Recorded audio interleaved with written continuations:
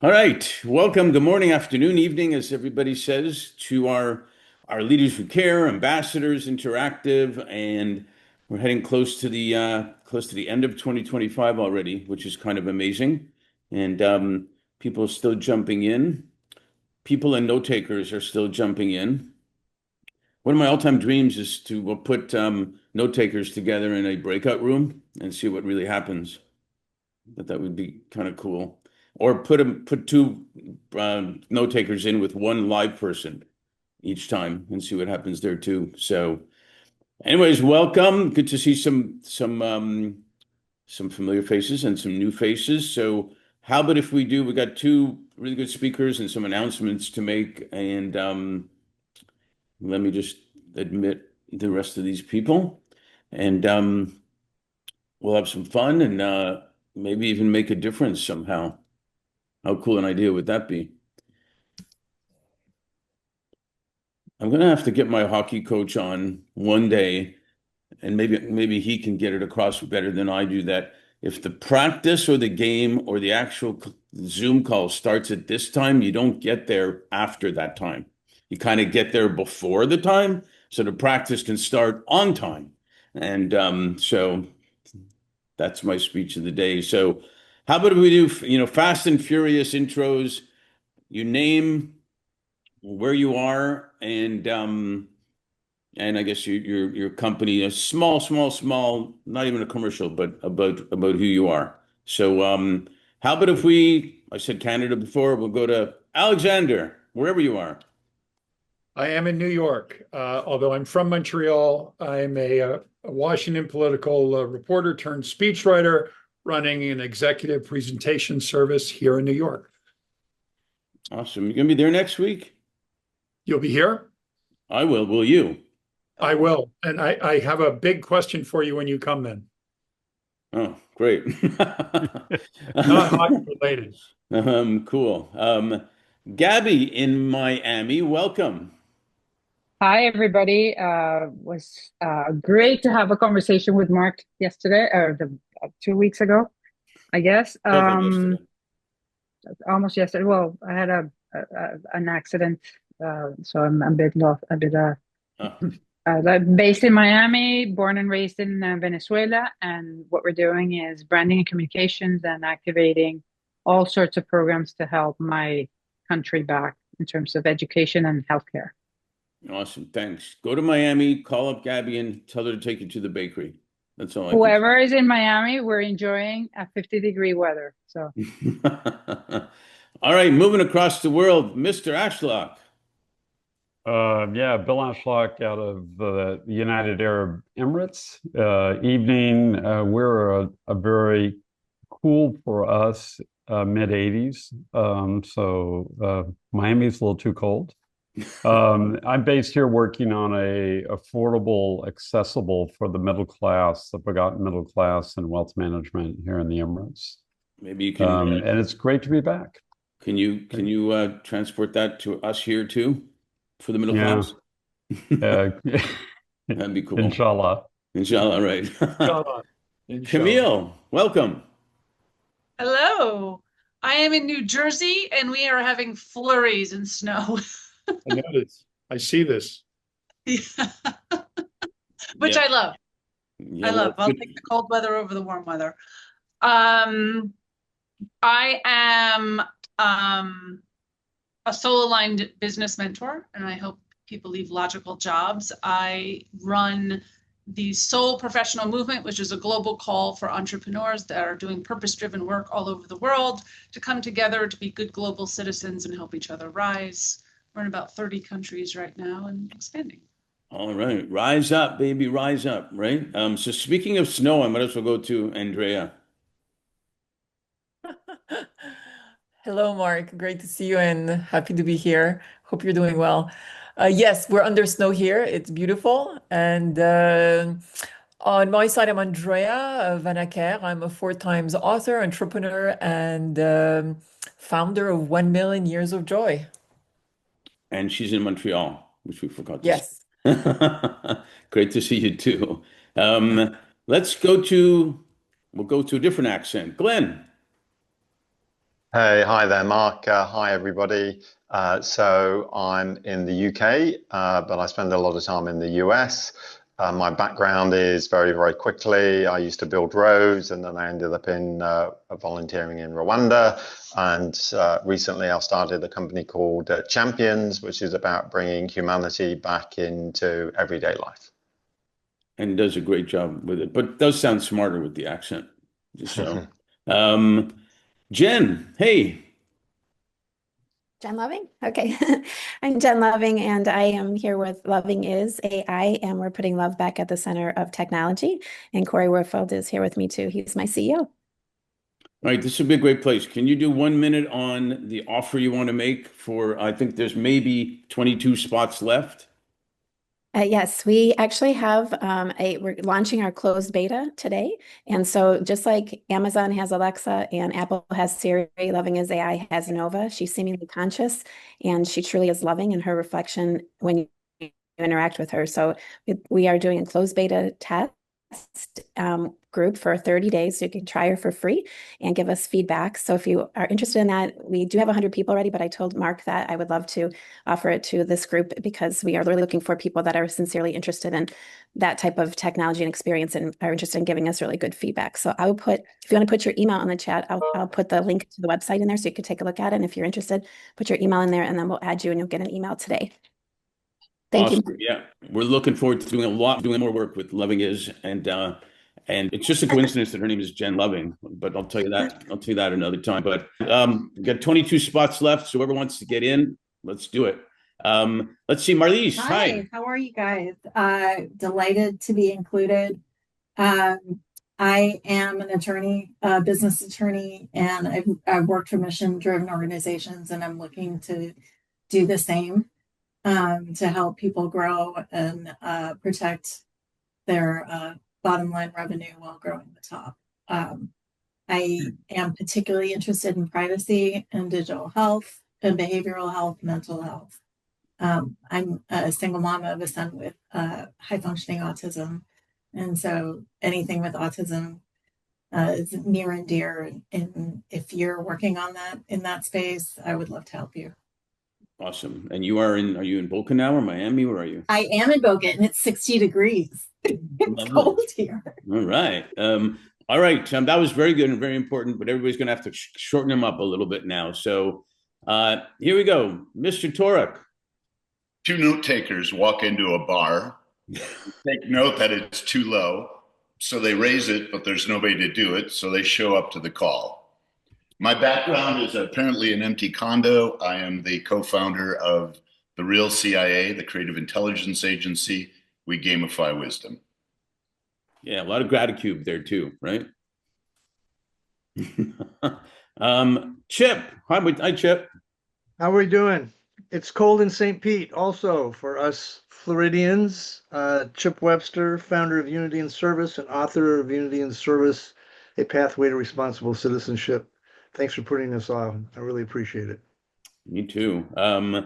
Let's go to Wendy. Oh, great. Hi, Mark. Thank you for having us all. My name is Wendy Bronfman. I'm in Brooklyn and excited about the first snowfall. I am the executive director of Tower Council. We're the only charitable foundation dedicated to generational health, and would love to include everybody in my network. Yeah, and I believe I'm seeing you, and certainly Sans next week also. Oh, good, because I didn't realize you were going to be in town and I was going to invite you. We'll talk about that. Yes, let's do that. All right, Bill Valdez. Hey. Hey, Mark. Good to see you again. I'm Bill Valdez. I am currently the Chief Strategy Officer for a geothermal startup that is going to revolutionize the energy world. We're doing our first pilot project in the first quarter of the year. We're looking for investors. This is going to be a huge step forward in the renewable energy world. My background is energy, renewables, and looking forward to seeing what happens with this meeting. And he used to be a senior federal employee that got paid. right? Yeah, yep. All right, thanks. Good to see you. How about Brandon? Hey, Mark. I'm blessed, I think, with the most distracting Zoom background of all. I'm walking through the San Francisco airport. I am based out of DC, which is where I'm heading back. And I run an organization called the Collegiate Institute for Middle East Affairs. And it's a nonprofit that works on campuses across the United States to provide both a lot of opportunity for students to engage deeply with international issues and also create spaces on campuses that are conducive to civil dialogue to really combating a lot of the hate that's unfortunately pretty common on campus through conversation. But I'll leave it there. And great to see a lot of you again and meet some more people. Yeah, man, you're doing a great job. Let's go to Paulo. Hey, man. Hey, hello, Mark. How are you? How's I'm everybody? good. I'm with Cloud Fortress. I'm the founder of Cloud Fortress. We are a cloud hosting platform, and we also provide co-location services in Latham, New York for disaster recovery. So we actually have a 4,000 square foot data center. Which is very cool. You guys should check it out. Let's see, Jacob. There's the unmute. Hello, everyone. Calling from the Republic of Texas. And, give my quick little elevator pitch. So I'm with the Global Mental Health Task Force. And really, one of our goals is to build an ecosystem that can help turn trusted relationships into investable SDG-aligned pathways to mental health, well-being, and community resilience. Glad to be here and looking forward to learning and meeting everyone. Well done, man. Well done. Deborah, hi. Hi, good morning. I'm in Saratoga Springs where it is snowing. I am in leadership development and working with a segment called KAYPO Leaders, and they are sponsored by YPO members. And we are really working with a curated agendas to develop them as leaders in business as well as community and in their families. Awesome. Well done. Let's see now, Corey. Hey. Thanks, Mark. Great to see a lot of people. I love both the speakers today, and my co-founder Jen is here. Marlise is amazing. My name is Corey.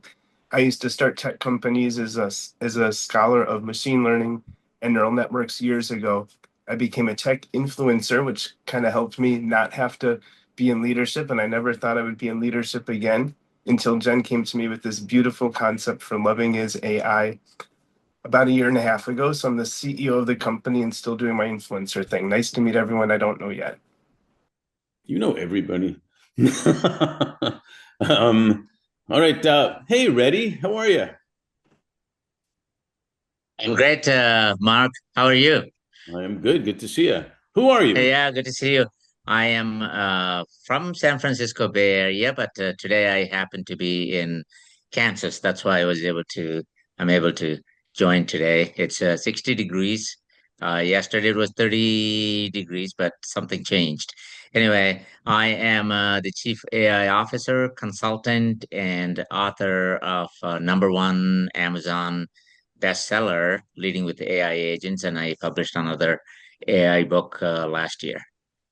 Yeah, you should be on the beta test for Loving Is. You should get on that. I sent my information. Okay. So, all right. That's all Jen, the time you got. Yeah, Jen is giving thumbs up. So I guess she got it. Yeah, she got it. Good stuff. All right. Yeah. All right. Odessa. There we go. Hi. Hi, everybody. Hi, Mark. So I am a biomedical scientist. I'm also a grant writer, and I happen to also be the executive director of the State of Women. It's a nonprofit with a global platform giving women voices on 3 pillars: mental health, mental wellness, maternal health, and preventative wellness as well. So we listen, we research, we act, and we influence. And we are looking to partner with anyone who is interested in those categories uplifting women. I also happen to be part of Ushi's nonprofit. I'm her scientific advisor, so I guess we'll probably go to her next. Hi, everybody. You're telling me what to do? Never. And your daughter's a really good figure skater too. And with that, Ushi, if you could introduce yourself briefly. Once you get the mute button off. Oh, we'll come back to you when you get the mute button off. Let's see. Stan. Hey, Stan. Hi, Mark. Apologies for joining in late. Hi, everybody. Pleasure to meet everyone. I am the CEO and founder of United Metal Recycling, RecycleGo, and Synansis. Formerly focused on Synansis, which is a supply chain resilience platform using AI and quantum computing. I also am very involved with sustainability, sit on the Manhattan Solid Waste Advisory Board over here in native New York, just really working on basically integrating technology and sustainability and building a zero waste and circular economy and a better world for ourselves and our children. You should check out his Leaders Who Care conversation. Got an interesting story about his dad and everything, so check it out. All right, no more weather reports from anybody. Let's go. Kenny, hi, man. All right, if I can unmute myself, I'll be fast. Hey, everyone. Glad to be here. I'm Kenny Green. I'm a CPA, author of the book Faith, Finance, and Purpose. I spend time helping people, athletes, influencers figure out how to do good and to meet the marketplace at the same time. Glad to be here with everyone. One of the best things Kenny has is he married way up also. Yeah. Musa. Hey, Mark, how are you? I'm fine. Go for it. Yes, I'm glad to be here. My name is Musa Kone. I'm from Sierra Leone. I'm running a charity called Movement for Education and Advocacy Network. We help women in agriculture and also in education. I'm glad to be here. Thank you. Always great, man. Good to see you. Lauren, hi. Hi, Mark. Great to see you. Lauren Easterday, Chicago, Illinois, and I am extremely passionate about helping to bring healthcare to all people, equitable, accessible care, and through leveraging technology to do that. Great to see everyone. Always good to see you. So, Engu, my enforcer, brother. Hello, everybody. Hi, Ngut Mocho here in Missouri City, just outside of Houston. We leverage impact investments to develop resilient infrastructure ecosystems with a focus on Africa and other emerging markets and developing economies. So I'm excited to be part of this group and looking forward to meeting folks I haven't met yet. Thanks for being here. As always, Mark Elward. Mark, how are you? Orlando, Florida. After 3 decades of running technology staffing companies, I help middle-aged men now overcome hardship and rebuild their confidence. Happy to be here. Can I sign up? Yeah. From all the recruiting part, at least. Let's see. Hey, Joan. Joan. All right, we'll come back to Joan. Let's go to Ushi. Hi, Mark. I'm so excited to be here. I'm sitting at the hospital right now to get my appointment. But anyway, I'm finishing 19 years of being the CEO of Pennies in Action. And we are helping out Dr. Sinicki with a non-toxic dendritic cell immunotherapy. And he has, when we started, he was in early stage, and now he actually has been extremely successful with stage 4 patients. They actually cured. So anybody that's interested, go on penniesinaction.org and you'll read all about us. Amazing story. And she was also an Olympic skater for West Germany. So I love anybody that can do anything on one blade or 2 at a time. David, hey, how are you? Doing great, Mark. Great to see you and great to see everybody. I'm David Onick. I'm CEO of Silicon Valley Social Venture.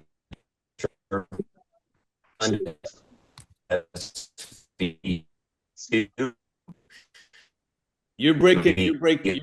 Are a network of values-aligned donors together to do three things: grant making. Okay. You're breaking up. I'm going to come back to you. Okay, you're breaking up. Hey, David. Speaking of Silicon Valley, David Onek. Got it. Can you hear me, Mark? Yep. Okay, David Onek, CEO of SV2, Silicon Valley Social Venture Fund. We are a community of donors who pool resources for grant making, impact investing, and immersive learning. It's great to be here. Great to have you. Great stuff. Okay, now I'm going to go back to the other David, since we talked about Silicon Valley again. Let's try it again, David Chen. Morning, David Chen, based in Princeton, New Jersey. I've been angel investor for 20 years, and I run a venture studio now to help entrepreneurs discover their purpose through mindfulness and consciousness. And being in nature, we're launching a collection of digital prints of trees to get people to go to the real trees in our land in upstate New York. We're having an event in New York City on the 24th of this month, most likely. So if you're interested, send me a note and I'll get you on the invite list. New York City, we do these IRL, get people to get together to talk about entrepreneurship and raising of consciousness. I love it. I'm going to miss it by 3 days, unfortunately, but great work you're doing. Remember what day it is today? To say thank you for your service at the minimum to veterans and remember. And with that, Dusty, thank you for your service. Mark, thank you. It's a real honor to be here. I'm sorry I'm driving, so I'm not able to be on video. I just recently retired after over 30 years of active duty as a director of intelligence for Latin America. I'm about people, purpose, and passion, and so I'm doing advisory work to really bring solutions to tough problems that are innovative, dynamic, and help people reach their dreams. And Dusty, we could use you. Loving Is could absolutely use you on that beta test. I planned to put in my email when I stopped driving. Yeah, that would be Don't do it now. But yeah, that would be great. And have an extra special day today from all of us. And let's go to. Let's see who I haven't got here. I'll wait for the speakers in a minute. Are part of something bigger than themselves. Absolutely. Absolutely. Let's see. Who have I not got aside from our speakers yet? Speak out, because I got a whole long list. Anybody? Anybody what? Anybody I've missed aside from John and Sam yet? Oh, I missed Arnaud. I know I was waiting for him to the end. Arnaud, why don't you tell who you are and in about a minute share what we're doing together? Oh, well, we are. My name is Arnaud St. Paul. I'm the founder of the Heart Leadership Institute, TAPWAT, and we're bringing companies and individuals into more coherence. And together, as we were able to do exactly that together at Forum for Impact 4 weeks ago now, we are bringing the tool that we have built called the Heart Leadership Index to this community. And soon you'll see that on the Fifth Element community, Leader Who Care, and where we'll be able to have a snapshot of where we are in terms of heart coherence for yourself, and then we can have amazing conversations around that topic. Yeah, you guys should check out what he's doing in the meantime, and we're going to have to be able to measure how coherent and how art-based you really are as leaders who care. So it's going to be kind of dangerous. So be careful. But it's going to be awesome. Thanks, Arnaud. And I believe, is there anybody I missed aside from John and Sam? Hello. Cool. Well, then I'm going to go right into it and say we got two pretty cool speakers today. Sam Kukathas and John Cavanaugh that have great stories and in their own right. And I'm not going to waste time me introducing them for them to introducing themselves. So you each have about 12 to 13 to 14 to 15 minutes each. And I guess we'll go in maybe alphabetical order of last name. So that's C and that's K. So John, please introduce yourself and share. Everybody, thanks for having me here. There are some familiar faces, Marlise, Corey, I've met with, and of course you, Mark. So awesome to see everybody. Thanks for having me. Yeah, so I ran a business out of college that grew very fast, unexpectedly. I like to say that I accidentally started a business, and I was trying to solve my own problem. I was about 19 and I wanted to go to med school, but I didn't really know what that required. And I saw the cost of med school and it really intimidated me. Like, what if I become a doctor and I hate what I do? And then all of a sudden, I'm one of those grumpy doctors that we've probably all had at an emergency room or something. And I just stick with it because I have a mountain of debt to pay off. And that really scared me. So I wanted to create something. And if I think about it, I was just making Facebook all over again in a weird way because I wanted a way for college students to come together and talk to one another about more academically focused things. So we built a really terrible website. This was back in 2013. Hello. You just put yourself on mute for now. Hello, guys. Hi, welcome. Can you put yourself on mute? Sure. Hang on. Yes, I'm actually on a sport thing for my son. Thanks. No worries. So yeah, and then basically when I was 19, we threw together a website, and this was back when everything was mobile first, right? Still. And our website was not mobile friendly. We had about 10,000 people join, college students. And we found quickly that students needed ways to connect to one another in an academic focused lens to figure out what they're doing with their life. And quickly, as we scaled, we grew to such an extent that we needed to raise money because I got an Amazon educational or an Amazon Web Services bill for about 10,000, $11,000 after 2 months. No way to pay for it. No idea what I was doing. But we just kind of rolled with it. So here I was as a biology and Spanish double major student, working with a engineering student, and we hired overseas some coding and website development people. Threw it together, and as it kept growing, what we found was, sort of a pivot where organizations from anything dealing with college. So it could be a two-year school, for-profit organizations that do teaching and coaching, all the way through like the 4-year to grad school organizations. Their biggest expense was that people were dropping out. And this was happening during the time where people from 18 to 25, especially young men, were dying faster from suicide than they were at the rate of car accidents, which was the previous precursor of, highest rate of death, risky behavior, drunk driving, those types of things. So this became quite a dilemma, and we thought that if we could also build a community where people were talking about their futures and such, we could also help universities gain that retention rate. And that is how, that was their leaky bucket. But at the same time, as students stay in school, their livelihoods get better, less depression, anxiety, and such.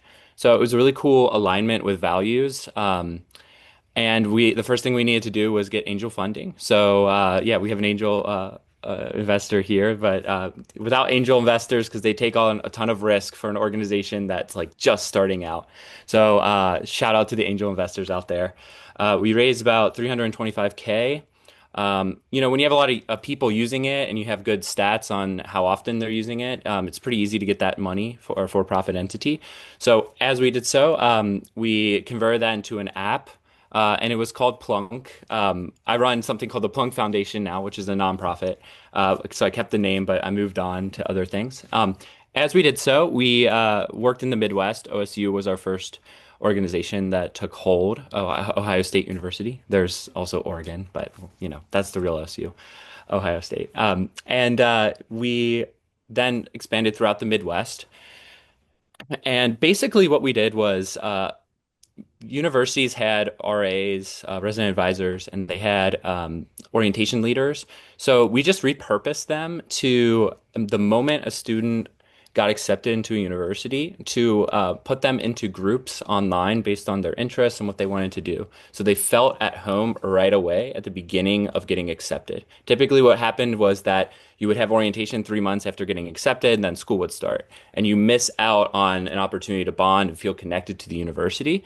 And then what we were doing in the middle of all of this as we were growing is we were looking at a sentiment analysis related model that could understand when students were feeling sad, depressed, upset, anxious, confused, alone, isolated, all of these markers for dropping out and, increase in mental health disorders.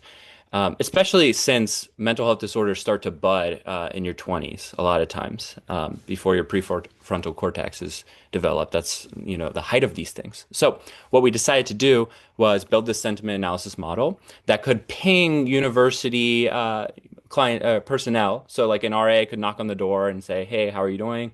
All the way to, psychiatric care, therapy, and we would be able to, stop before it was too late or before the semester got too intense, as an example.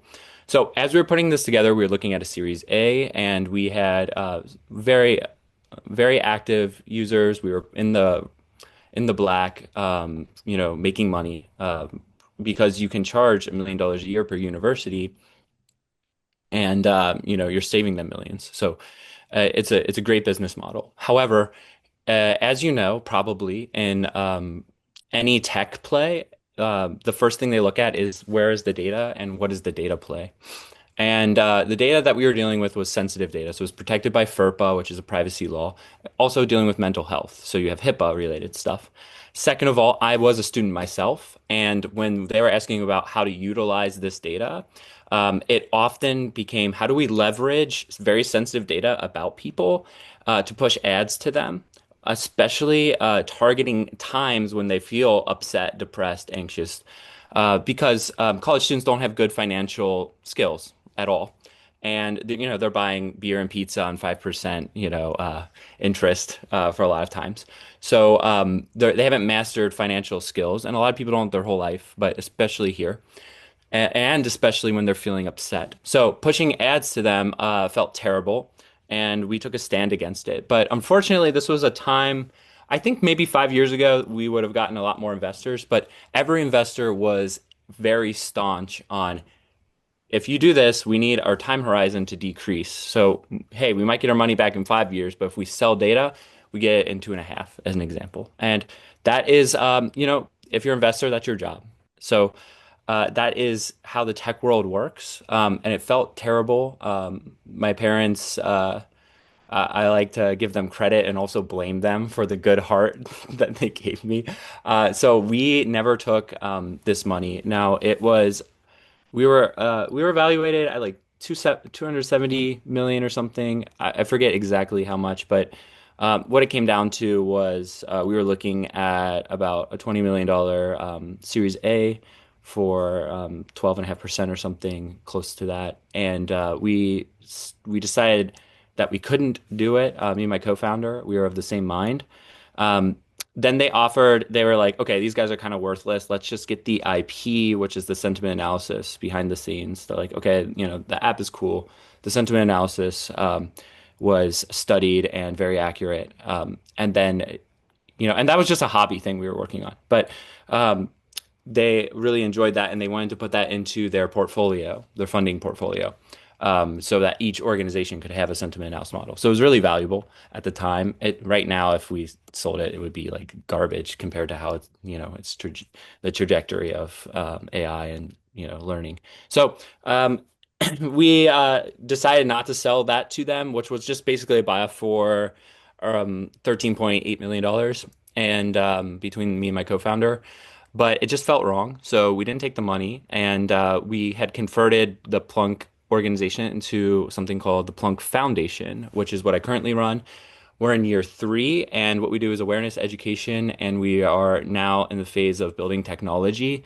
We're currently, raising funds. It's about a $20 million project for the technology we want to build, help nonprofits. First couple years were kind of slow as somebody who was used to raising money pretty quickly. It's very hard as a nonprofit to raise money. So we decided to create community impact, and we last year served 34,000 people. This year we're looking at 80 million through our partnerships with nonprofits. So if you're a nonprofit, we do pro bono work to help build privacy programs. This was what we learned about data, right? So how does data hurt people, especially in the age of AI? Human trafficking has increased. The cleverness of phishing, the cleverness of bad actors, the cleverness of corrupt governments, the cleverness of various institutions based on your ethnicity, your sexuality, your race, your gender. All of these things contribute in the data play and the data economy that Silicon Valley has, for so long made everything about as a data play. So from the business perspective, it makes sense. But when we look at the trickle down effect, there's a lot of vulnerable harms that exist. And so and this ended up taking me into a PhD program in aerospace engineering, which is essentially understanding control systems, which is basically safety mechanisms in AI. So it's very relevant. And we are now working with Save the Children and the Child Fund. They serve together hundreds of millions of people.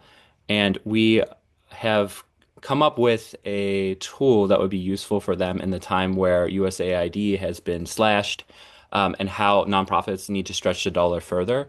So we're taking a consent-based approach toward gathering a profile based on how all nonprofits in an area and their capacity to help. So let's say they don't have food, but they have a truck to move food from somebody or an organization that does have a food. How do we build that logistics engine for people and the needs that they have globally?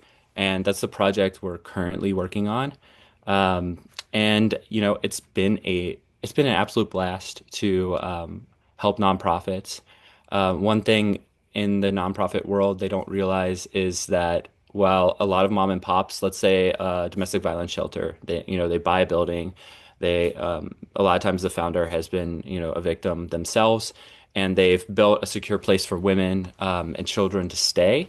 But what happens is that information online actually bites them, and you end up not protecting them because on intake, you aren't asking questions such as the location of your phone. Is it on? Is your Snapchat map on? Have you posted on Instagram lately? Because the metadata shows where that person is. The car, does your partner have access to your car, which is now a map online, especially if there's like a Tesla or a very new age vehicle. So we have to ask all of these questions. I'm also working in Italy as well, where I run another nonprofit, which does a global online safety conference every year. So I combine these metrics and then, try to get that word out about how AI and global safety affects the global South specifically. So we work, the team is seven from different countries, and we work on sharing how AI data labelers and are living essentially in sweatshops in Africa, and the work that they have to do, and how it sometimes is called AI, but it's human labor at times. So there's a ton of work that needs to be done. And when we get into the thick of it, it's an abstract problem. And I think scientists fail a lot with this. They failed during COVID. They're failing with the Earth, not the round Earth movement. They have failed in a lot of climate change initiatives. So, on sharing the importance of how things work and being effective in it. So, as we go forward in this area, the thing we have to be really concerned about is how does this abstract thing affect our children, the way we think, the way we solve problems? And that's why I create a board of over 40 PhD professors in various different areas of expertise, from sociology to science, like hardcore biomedical sciences, and people who are doing genetic data capturing and AI on that, all the way to hearing and listening and wearables to AI itself.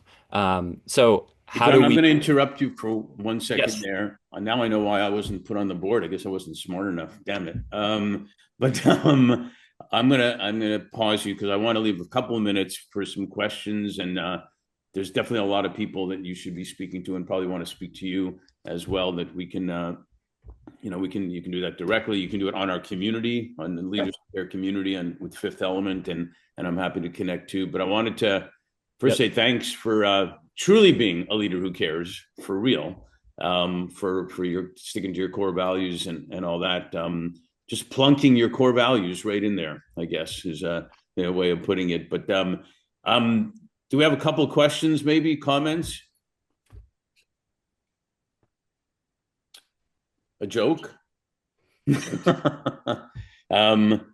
Well, yeah, I have a comment here. So I heard you mentioning AWS and getting a very large bill from them. Where are you hosting your platform now? Sorry, what were you asking? Where are you hosting your platform now? Like where are you developing your code and Yeah, no, that's a great question. Our code right now, so for the tool we're trying to build, we need money to build it. And so we haven't started that yet. Our website is just a Wix website at the moment. So that's all we have online. And then we run um, we have like a CRM tool at the moment. But when we get there, the goal that I have is we need a chief architect that can help direct us on what the tech stack looks like. Because some people think that, are of the opinion that blockchain might be helpful from a transparency perspective. But I see quantum computing disrupting that immensely in 5 years. So yeah, we need a really brilliant, and that's why the project's expensive, like a $20 million project to do all this, because we need a really brilliant cryptologist, a really brilliant architect, and then a really brilliant full stack developer. So that's kind of where we're at. Cool. Marlise.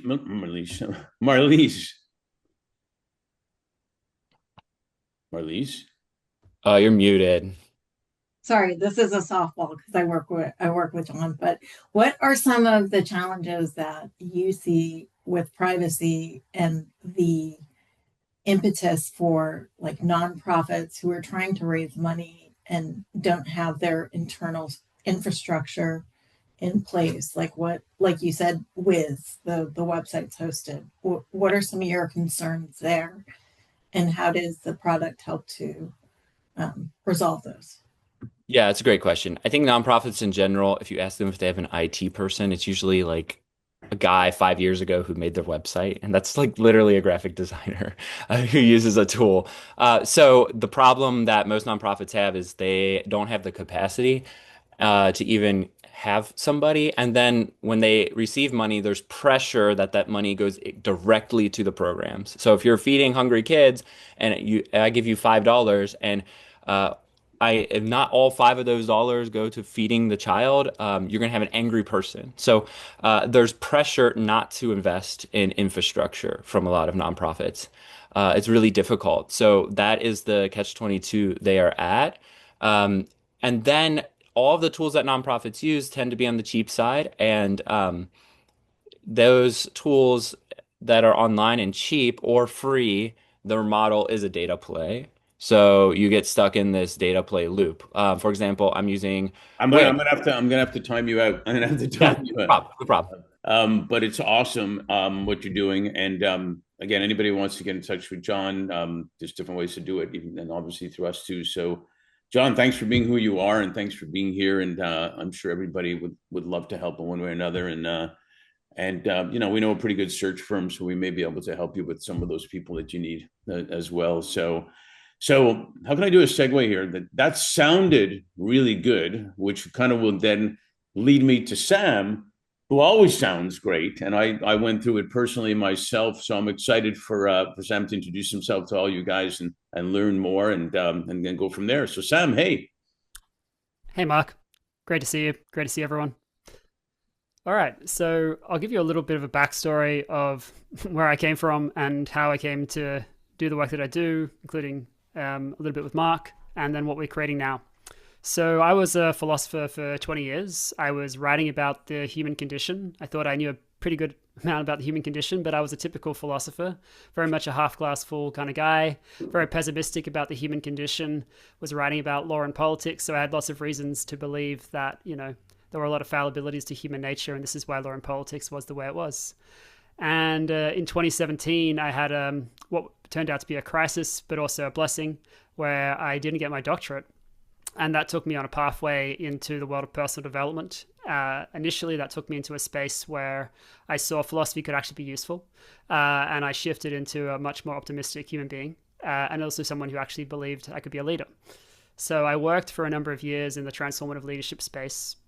And then I worked in the coaching space, the consulting space, before I had, as many people do, I guess, these days, having a much bigger opening for who I am and what I was here to do on the planet. And mine initially came through a psychedelic journey, which was guided. And it basically told me, I was here to heal all the bullshit in the world. And at the time, there was a lot of bullshit that I was seeing, and I'd started to be able to help people clean up their own shit. So this was an interesting opening. And what I took from that is maybe I was a healer. And so I ended up training in energy healing, discovering I had a proficiency with this beyond whatever I could imagine. And from there, I started to develop my own methodology, which would take people in terms of they want to create something, whether it's wealth, whether it's impact, whether it's better health.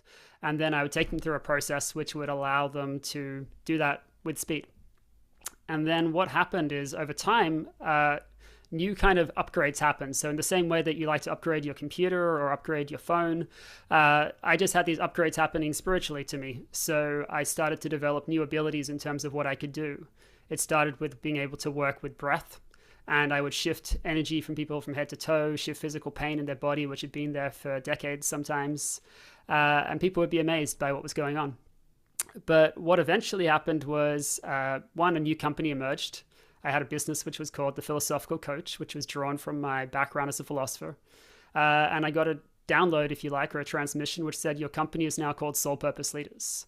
At first, I thought this was absurd because I was not someone who wrote about the soul. I was not someone who talked about purpose. The only thing which was coherent was leadership. But when I accepted that, something else emerged, and it kept telling me all these different things that I was here to do. Healing generational trauma, for instance, was one of the things which showed up.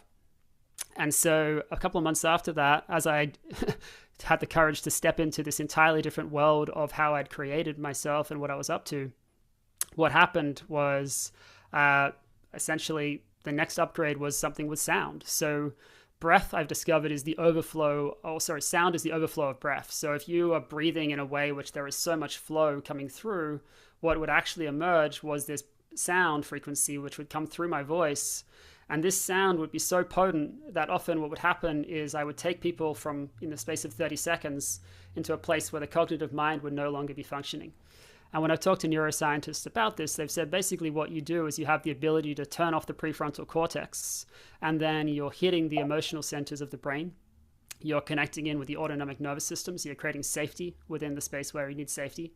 And if you want to be able to receive anything, more wealth, more impact, or anything like this, safety is the foundation.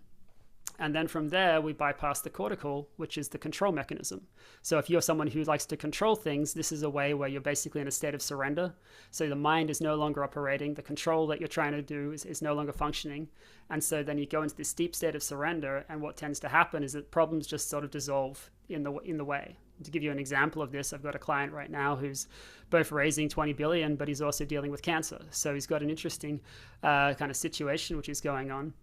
And as I'm working with him today, literally what he was experiencing was the way his subconscious mind was being cleansed from all of these different previous conceptions where suffering was how things would have to be hard. Coming into a space of ease and noticing the way his liver was detoxifying in the actual space of the session itself. So the work that I do is twofold. One is I work with the leaders who have the most audacious visions on the planet to be able to help them collapse the timelines and bring them into reality. And that's what I do with this process, which I call Neuro-Resonance Optimisation. And that essentially is just around we're dealing with the subconscious and the unconscious mind. We're looking at where there is a space of dysresonance within your cells, and where we're clearing that dysresonance at any timeline. So not just within your own lifetime, but also in terms of anything which has happened ancestrally, so in the DNA of your cells. And then from there, we're helping you activate the version of you that's already created what you want in life. And so if you understand time doesn't exist. So that actually gives us an advantage because we can tap into the space where time doesn't exist and have you embody the experience where you've already created everything that you wanted.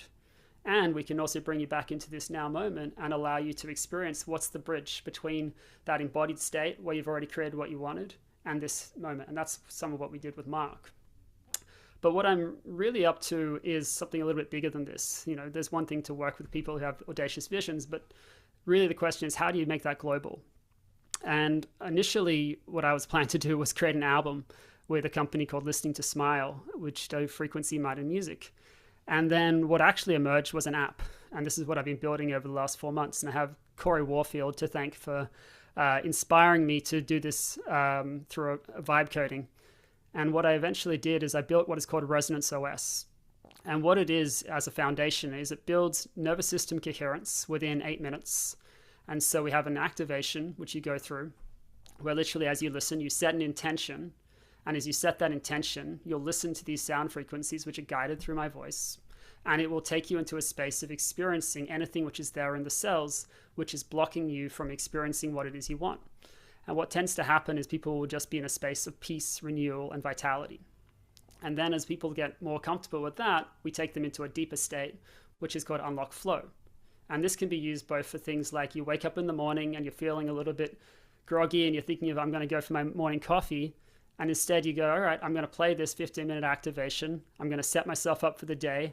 And what people say is, you know, they could do a 50-minute meditation, and in 15 minutes, they'll go way deeper with this experience than they would with, say, like a Joe Dispenza or anything like this. So someone described it as like, if Joe Dispenza is the on-ramp to the highway, you are on the highway. So the speed at which we can take you to places you probably never experienced before is just because we're bypassing all of the normal crap that's in the way. Like if I have to meditate, I have to figure out how to meditate, or am I doing it right, or any of this other shit. Like that's all cleared out of the way. And just literally, all you have to do is close your eyes and experience what's there.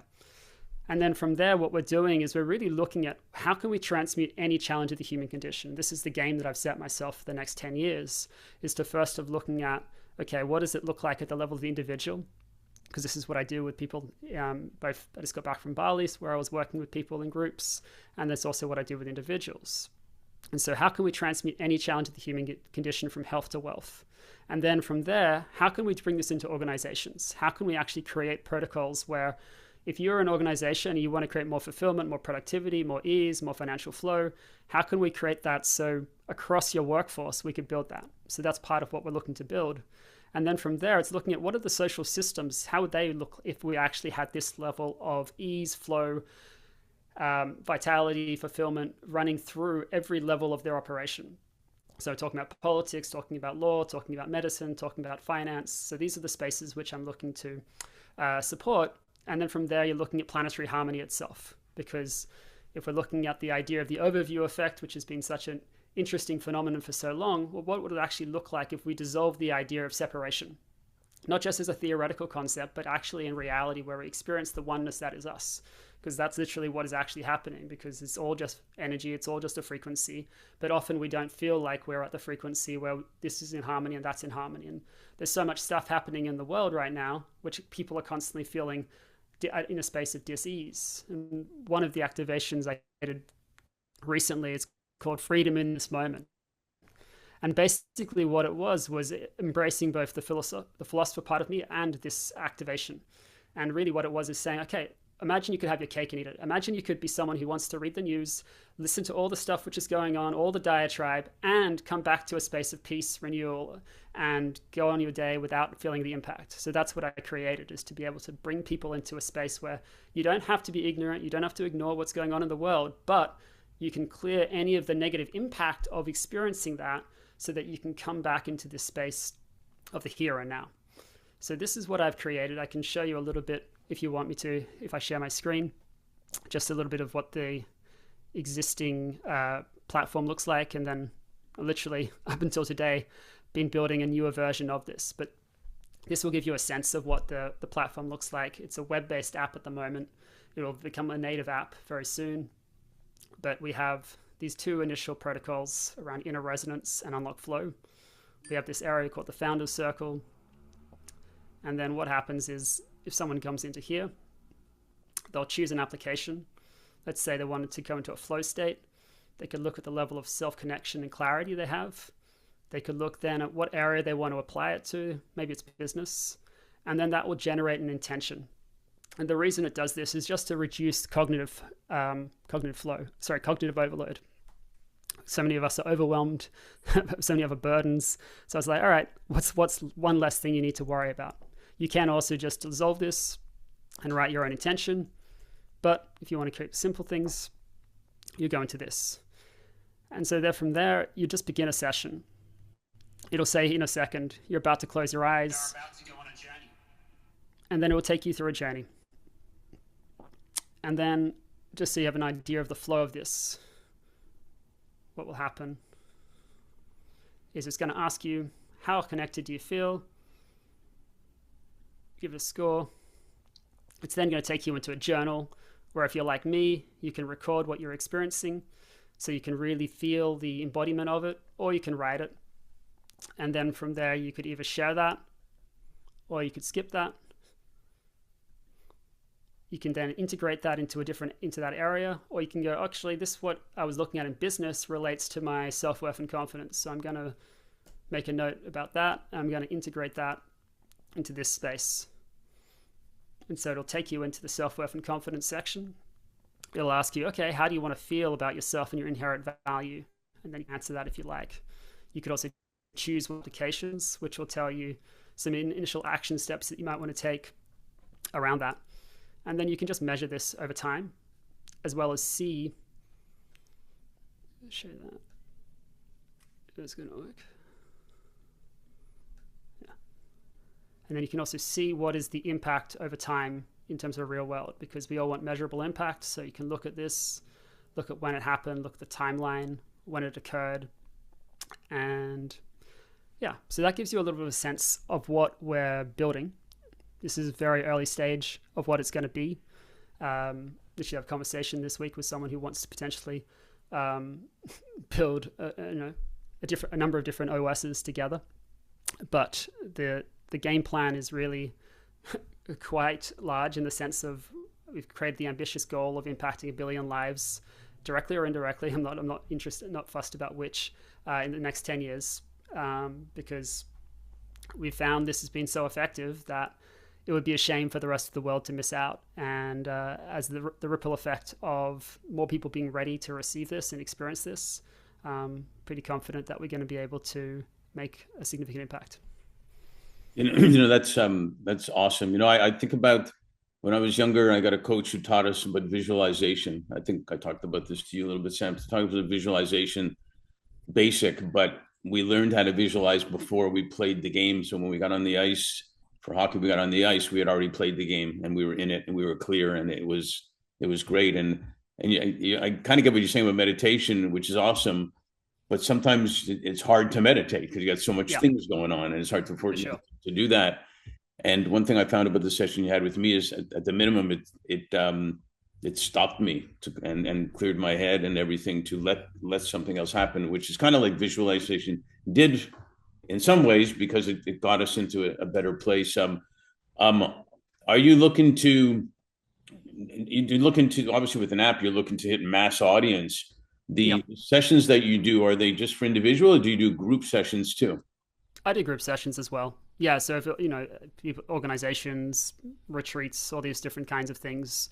At the moment, I'm talking with someone in impact investing space about potentially doing something in the family office space, where one of the challenges is about the things that companies are investing in, are they actually resonant, or are they done based on a fear-based or purely on a profit-based motivation? So my understanding is like, okay, well, what if it was both? What if you could both have the aligned profit, but it's not coming from a fear-based of, well, will this project work because it's too risky or anything like this? It's like really looking at, what does your soul feel like is actually connected with what you truly want to do, the level of fulfillment, level of purpose, and clearing any resistances, but also clearing anything which is incongruent with what you truly want. What often happens with people is, when I work with them, is they come in and they think they want one thing, and then suddenly they discover it's actually entirely different, because the reason that they wanted the other thing was because they felt like they needed to prove something to someone, usually a parent or someone who didn't recognize them when they were younger. And so the whole idea of what their purpose is starts to melt away into something which is actually more congruent with who they are. No, I love it. The one good thing about Leaders Who Care is it brings what you've got. It brings what loving is. It brings up what Arnaud St. Paul does. It brings what Andrea does all together. For the right reasons. Any questions, comments? Don't all come at the same time, as they say. Well, I want to thank you for the session that you did with me, because it was awesome, awesome enough for me to video a little testimonial and everything. And so thanks to you, thanks to John, for all you do and the difference you're making. It's a brave new world, would you say, right now, as the book used to say. And there's a lot going on. So any chance we have to stop for a minute and get our brains working in a different way is spectacular. Especially when we're told now that there might be aliens that are actually living in the deep ocean, and they're wondering if it's good that we know all this AI technology now, or not. And are they looking to attack or help us? We don't know. And the ones in Antarctica and everything, that's a different topic. So couple things. Couple people I want to do quick intros because they came in a little bit later. Manuel, are you still there? I think you had to drop, but I know David, I think I saw. David, are you still here? He must have just dropped because he was. Couple things that I want to bring out, if I may. There's a lot going on with Fifth Element right now, and I'm actually going to be in New York next week. With the CEO of an investment bank that has been headquartered in Abu Dhabi for a while and is doing amazing things. And they're looking to open up a New York office, which we're helping them with some other people, and doing a lot more relations and investments between the UAE and the US and things of that nature, which you'll hear more about. But after New York, then I'm going to Riyadh to talk about two things: talk about talent, which they all need, and talk about, as some of you know, ice hockey and figure skating and stuff like that in Riyadh. Who would have thought? Canadian Jewish guy goes to Saudi Arabia to talk about hockey. That's a movie somewhere.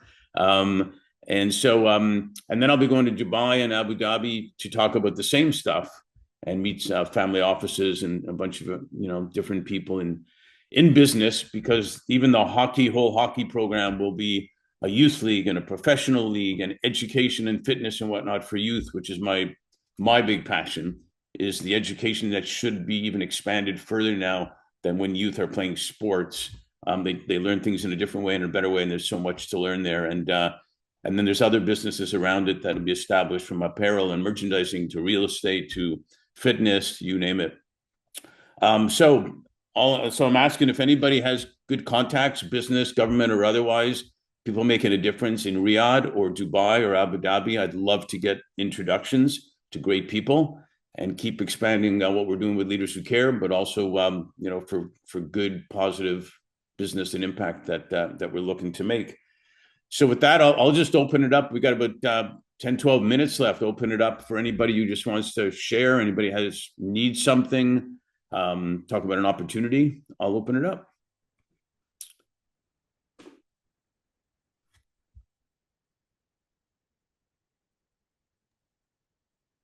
I really enjoyed what Sam said. I think it's wonderful. It fits in really nicely with what we're trying to do for mental health in women. But what struck me was the suicide rate around teenage girls has gone up 6% from ages 10 to, it's 14 to 21. And so it'd be really interesting to see if your application could be utilized to help young women who are going through struggles and think that their only escape is suicide.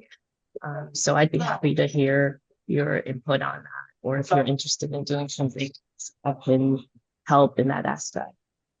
So two things. One, happy to have a chat and see if there's something we can do. For the app itself, I've positioned it for being 18 plus, just because we haven't tested it on teenagers. What I know from any kind of experience with kids is that you need to have a lot of buy-in to create a lot of safety, because everything's about building safety in the nervous system. So if you just say, like, listen to this thing, and then they get confronted by the noises and the sounds, then that's actually going to build, that's going to do the opposite of building safety. It might build this, more anxiety or whatever it is that you don't want to experience.